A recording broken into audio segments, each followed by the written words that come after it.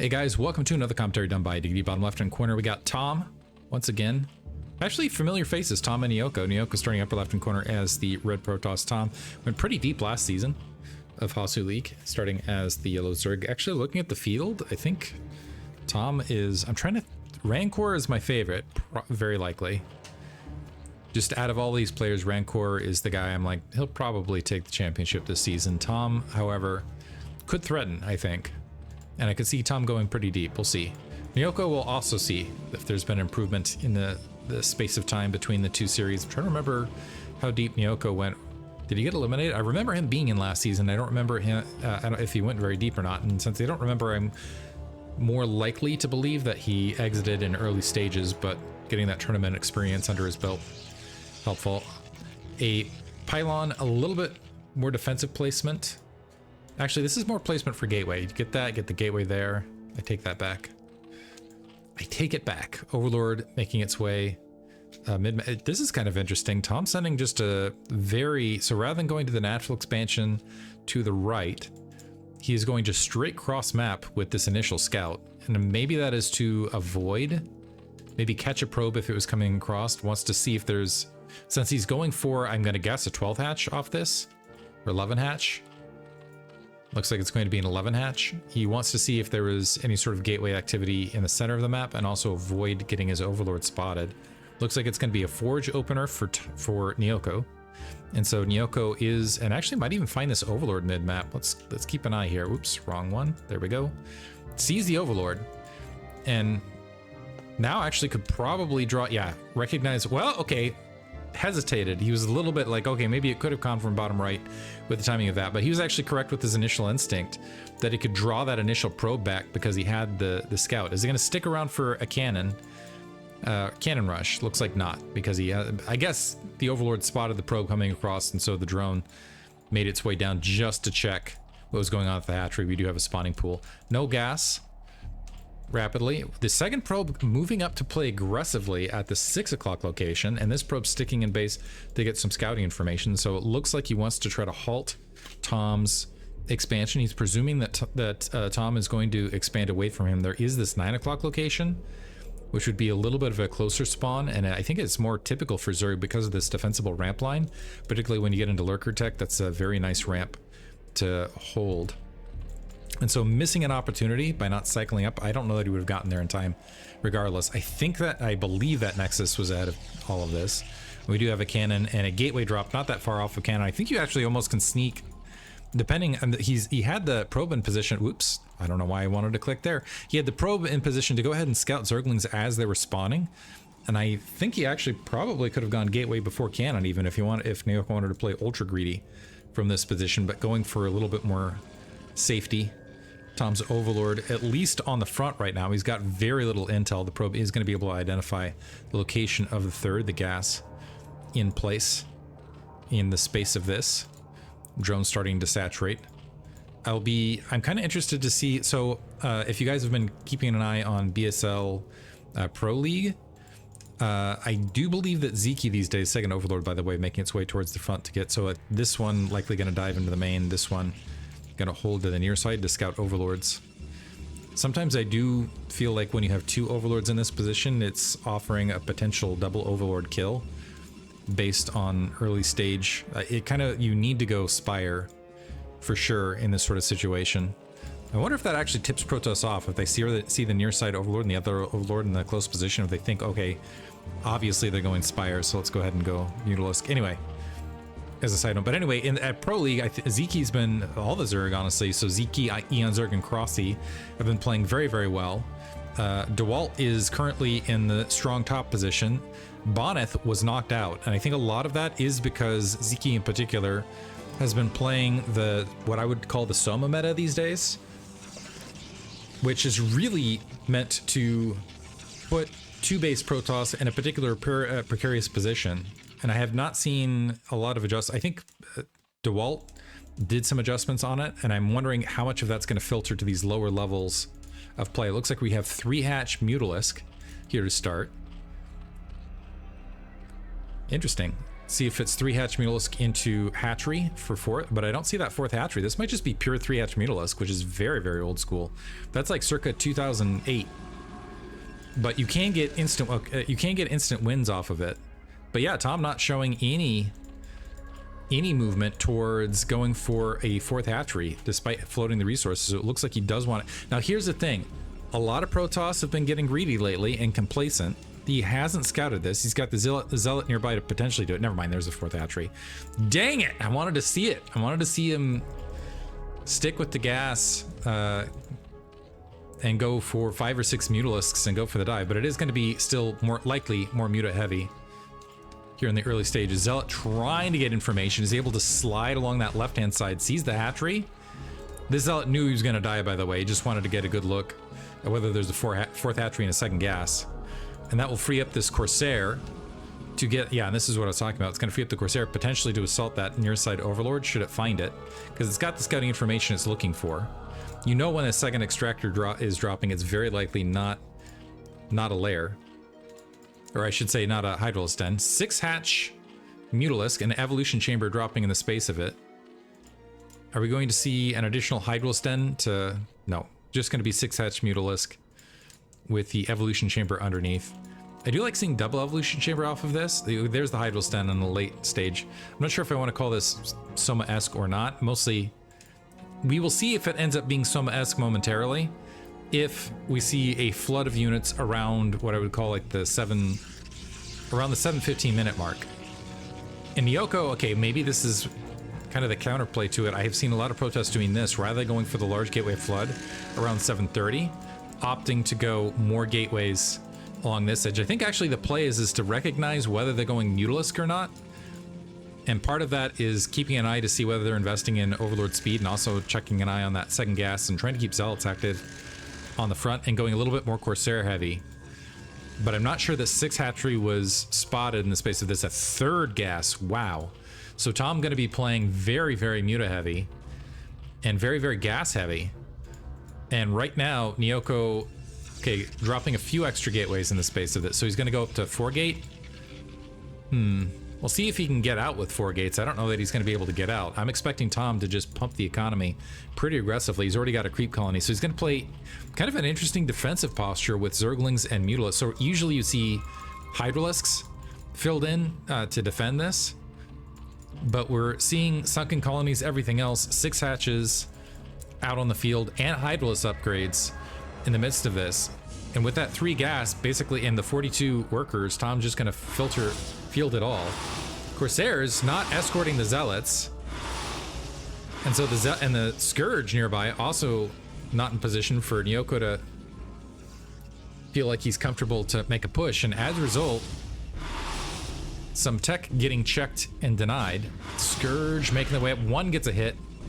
So we have 5 Corsair, but one of them is heavily damaged. Is Tom going to fight it? He's drawing the units out. Yeah, it's turning right back around. Got a kill.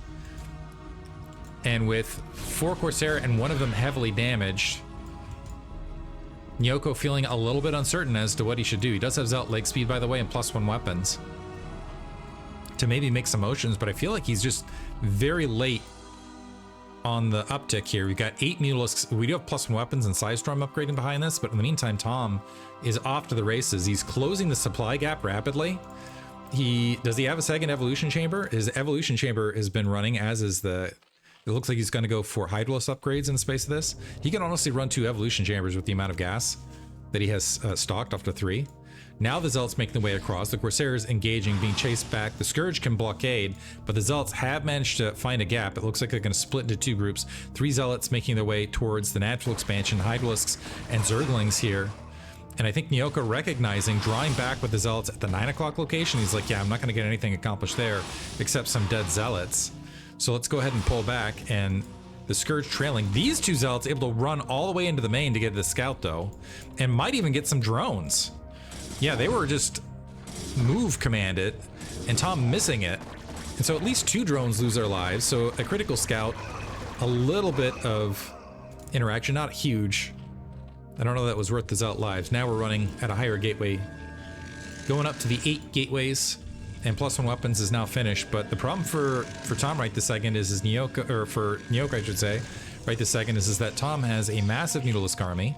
He's in a posture to go ahead and deny the potential third. He's grabbing his fourth. He could probably grab another base on top of this, and even though it would be a little bit more of a challenging hold. High Templar does get picked off as well. He's got 4 more Templar to work with. He's gonna have enough Corsair. He's still sitting at 5. And it just feels like this is just too slow for Tom compared to what Neoko's running. Neoko's just running a very aggressive, fast economy, is very rapidly gonna have a 4th gas. Also getting some pro kills, bleeding off a few Scourge. Needs to be careful. Okay, gonna micro against the Corsair. Dive in, Scourge gets 3 kills. Also, it forces a Psystorm out. The 6 mules are drawing back now. That's at least something, but again, Neoko somehow managing to maintain a 10 supply advantage. I don't know that that's going to last for super long here. The one big thing though is we do not have Lurker Tech on the field yet. This Lurker Tech is coming out quite late.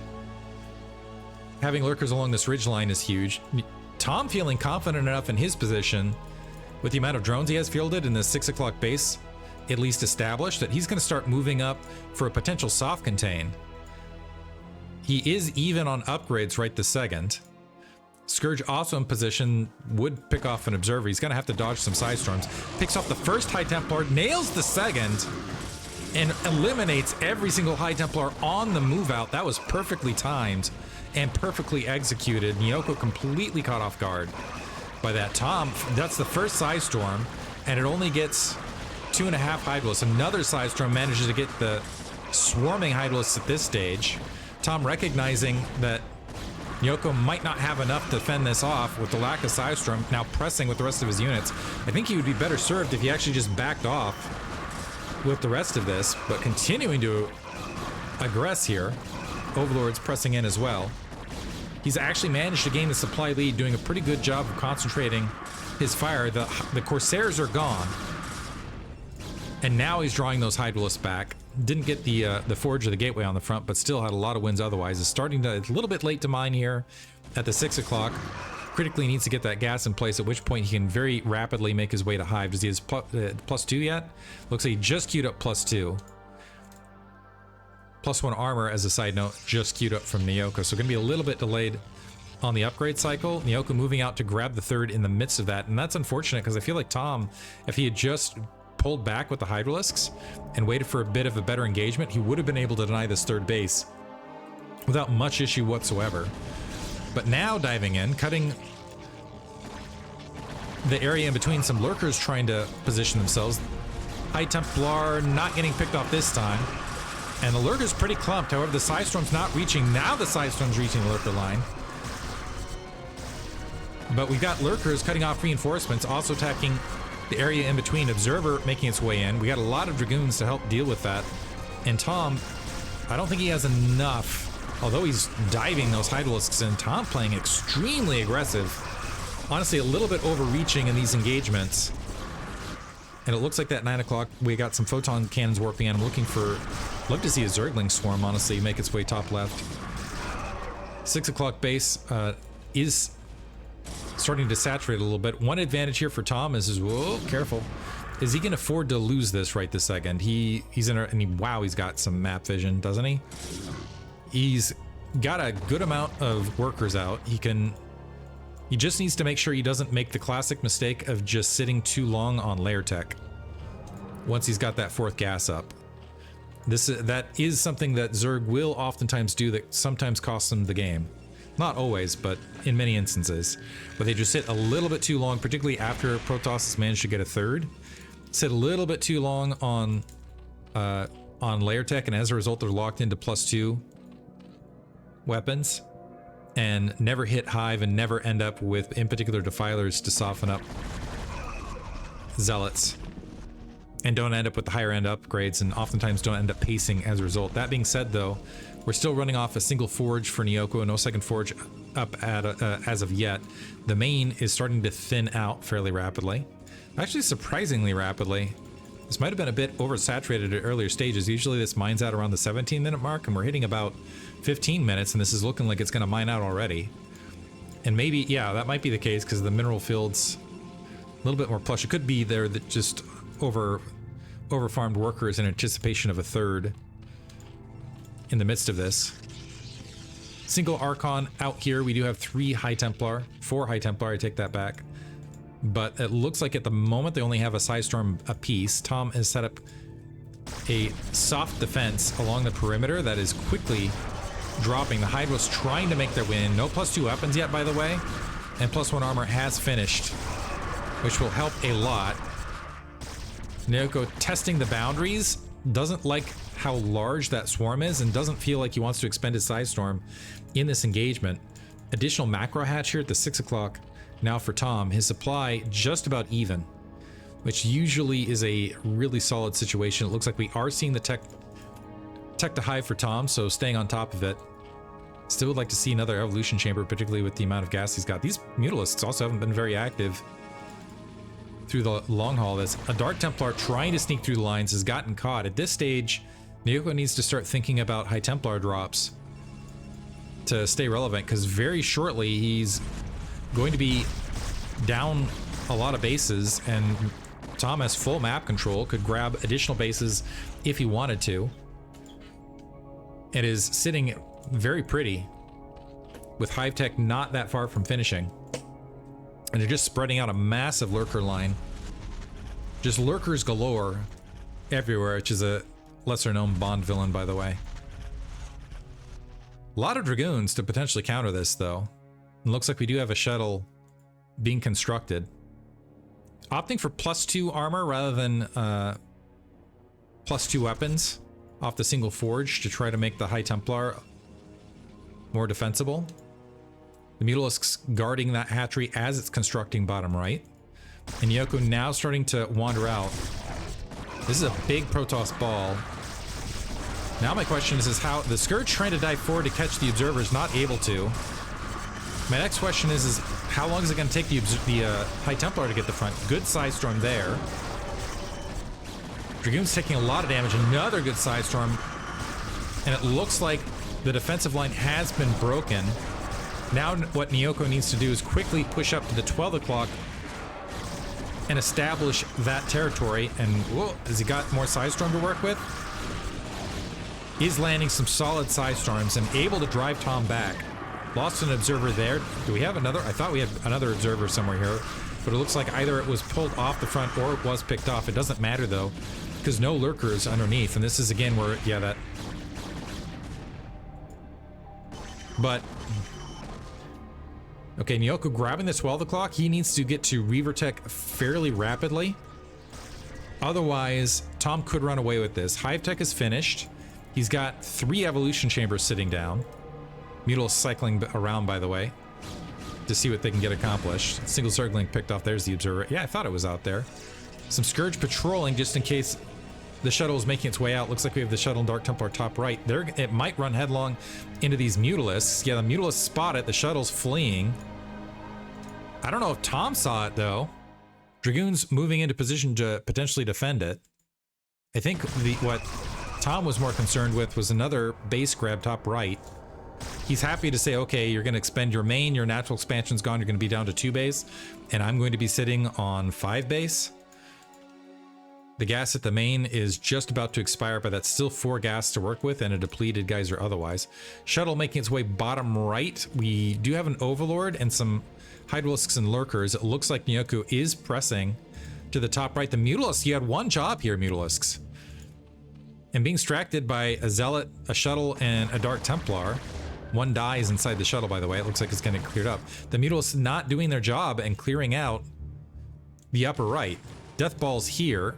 Neoko needs to be a little bit careful with his army posturing right this second, because he's got his entire army staged away, and that could open up an attack at the 9 o'clock. What are these Mutalisks doing? Guys, go! But if does Neoko know they're there? I don't think Neoko knows they're there. Maybe this is a ploy on top. I don't think so, though. I don't think this is a ploy to wait for the workers to fill in and then go a murdering. Is it murder if the robots Go disassembling. Lurkers pressing in. High Templar not getting focused. We do have some Sidestorm along that left-hand edge. It's dropping just a little bit in front of Tom's engagement line. And so not all that helpful. Neoko drawing back to regroup. High Templar, unfortunately, ending up exposed along the periphery. They are able to get some Sidestorms out, even morph to Archon to draw some of that fire, but we no longer have Zealots. And so Neoko now in retreat. Now the Mutalisk, yeah, opted to get active once that Nexus was finished, so maybe it was a ploy. And all the Dragoons drawing top right with some Hydralisks and Lurkers at their heels. I guess, do they even wear... They wear shoes? I'm not sure what I would call it technically. At their stubs? At their stubs? Mutalisk drawing out. By the way, Tom has some idle drones here at the 3 o'clock location, but is already actively mining bottom right. He's at 70 drones, which is just an insane amount. He's also getting Plague in the space of this. All the evolution chambers are firing. I think all the evolution chambers are firing. Never mind. One of the evolution chambers is firing. But look for the evolution chamber, look for the upgrade advantage to start dwindling. That being said, Neoko's managed to get some Archons out in the field, but he's still at a pretty significant supply deficit. It's a bit deceptive though, because that supply deficit is mostly in workers. So what is going to come down to for Tom is to he does not have Plague. He just got Plague and lost his Defiler. What it's going to come down to for Tom is being able to quickly refield these armies as the resources are coming in and getting them at key positions where Neoko is not positioned. By the way, Neoko, I'm instantly filling in that. That's going to keep him breathing in this match. Again, still needs the Reavers somewhere in play very quickly. Now, in particular, since the Defiler Mound is there and we have Adrenal upgraded Zerglings. Probe making its way to go top right. Now are the Mutalisks going to do their job? Sees the Overlord. Are you going to do it? These are some lazy Mutalisks, let me tell you. One job, guys. Honestly, I just dropped some cannons underneath. In the meantime, it looks like Tom posturing towards the 12. Not going to wait for Dark Swarm. Trying to force some expansion of Psystorm. We don't have a robotics here, by the way. Just the 4 cannons. The Defiler coming in now, but way too late. So she dropped a Plague. Didn't have the resources for it. Looks like a reinforcements have been cut off. Now the Mutalisks waking up. There you go, Mutalisks. Gonna clear that out and draw back. Tom is doing a pretty good job of keeping his supply pegged at full throttle, but his secondary problem is making sure the army isn't coming in piecemeal. I don't know that it's gonna matter ultimately though, because Neoko is not keeping up economically. Now has dropped to half supply, having trouble. Oh, whiff of a Psystorm. Didn't catch either of those Lurkers, unfortunately. Didn't have the Observer to spot. Some Zerglings making their way top right. Yeah, Tom just flooding units now. And just ham-fisting Zerglings into the 12 o'clock, which is honestly their best use. They are just like little hams when you think about it. That's actually not true at all. But I like thinking in that way. The little oinkers running in, slamming against. Tom actually a little overdrone, but that's okay, because 12 o'clock is going to drop. Well, maybe not actually with some Zerglings. Not filter again. Reinforcements are dying to the Lurker lines as they're trying to reinforce. Some more cannons attempting to drop. Probes now trying to evacuate, I believe. Defend themselves and evacuate. Also, continuous attacks top right. High Templar doesn't have Psystorm to work with and is also being harassed by the Mutalisks. And Hydral's just collapsing, so Tom attacking on 2 fronts. There's the GG. And Tom winning it with some impressive macro in game 1. Hope you guys enjoyed it. Thanks for listening.